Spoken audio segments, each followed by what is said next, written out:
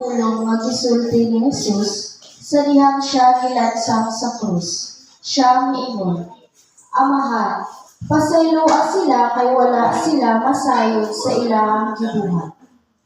Ang pulong nga gilitok gikan sa mga ngabil ni Jesus, mao ang pagpangayo o kapasayloan sa mga tawo nga naglansang sa iyang mga kamot ug tiil sa krus. Kundiin siya nakabsat sa iyang katapusang gininhawa. Pasayloa sila, pasayloa sila, pasayloa sila. Sa panahon karon, lisod na makakita o makadungog nga ang usa ka tawo mangayo og pasaylo. Kay lagi kun ang usa ka tawo makasala o makabuhat og dili mao. Ang una nilang buhaton mao ang paglikay sa maong akusasyon ug maghatag og nagkadaiyang mga rason nga usahay mabali pa ang istorya labaw na kung ang tawong nakasala mao ang anaa sa gahom o siya gamhanan man. Ug mao kini ang mga nakahatag og kalisod ug nakapakomplikado sa pag-angkon sa tawo nga siya nakasala. The sense of guilt which accompanies the individual upon doing the mistake of wrongful action is now lost. Ug kini usa ka makaulaw palandungon isip mga Kristiyanos. Kay si Jesus gitaral sa humanan, gibiay-biay sa mga tawo sa pagkadagkuan sa mga pari ug mga parasi. Gilutos, gisamaran ug gilansang sa krus aron nga kita mapasaylo sa atong mga salang na buhat. Bisan pag siya nga wala nakasala ang nibayad sa atong pagkamakasasala aron lang kita maluwas. Si Jesus wala miingon nga kining mga tawhana nga naglutos kanako kay ang mga inosente. Apan noon iyahang ipakita maluyo sa mga kasalanan ang ilahang gibuhat, ang iyahang gugma, ug ang iyahang malumong nga kaluoy sa mga tawo. Magpabilin o magpatigbabaw, kanita nato, hangtod sa kahangturan. Isip tao, ang mapasaylo sa mga nakasala, nakalapas ka nato, kay lisod daw, imposible. Ang pagpasaylo sa mga sakit ka nato, nakahatag ka nato, o trauma. O bati nga kasinatian, lisod huna-hunaon. Daling ilitok, isangyaw o ipaambit ang maong pulong, apan dili lalim buhaton. O kini daw imposible o lisod huna-hunaon nga lihok nga mapasaylo, gibuhat ni Jesus nga walay daghang yaw-yaw. Ug kung pangutan-on nako akong kaugalingon, kung unsa og ikapila nako nakasuga pa ang mga pagsulay nga nakapawala ka nako og paglaom. Ikadaghan na, ug kanunay nako gireklamo ngadto sa Ginoo ug kung ngano ni sila. Apan ikumpara sa naagian ni Jesus, gamay lang kini ug dili ikatandi sa iyahang naagian. Ingon pa nila, ang mga Pilipino daw kay usa ka other-oriented person. Ug dali ra malambigit sa tawo. Ug kini anaay duha ka nagkalain-laing implikasyon. Una, sa positibo nga implikasyon nga kita tawo. Dali na makarelate ug makapakita og concern sa mga tao sa atong palibot. Dali ra kitang maluoy. Dali ra kitang makabati ug kagul-anan ug uban pa. Ing-ana kitang ka-appreciate sa pagbati ug pagkatawo sa uban. Apan sa pikas na bahin sa negatibo, ang mga tao dali ra kayo makahisgot sa kinabuhi sa uban. Dali ra kayo makalibak sa ilang mga katrabaho, mga kasilinganan, ug labi na sa mga paryente nga usahay kung kinsa pa tong mga duol ka nato ug kinakonsidera nato ang atong suod nga higala sila di ay mao ang una nga mulibak ug motinguha sa imong kapildihan.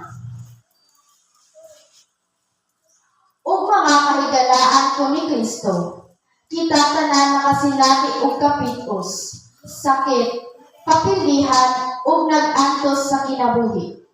Ug kini tanang kasakit pagkapanood ni Hesus sa panahon nga siya nag-antos sa krus ug miingon sa mga pulong na, Amahan, pasayloa sila kay wala sila masayod sa ilang gibuhat.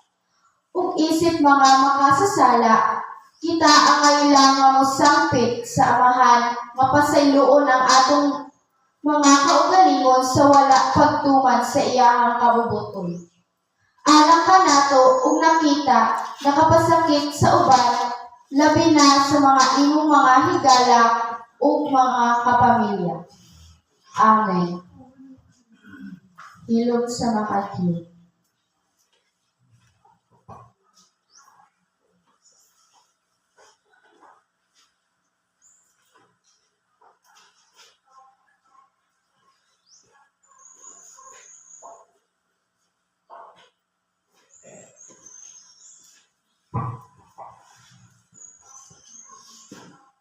Ayon sa pagtinglo, magampo kita.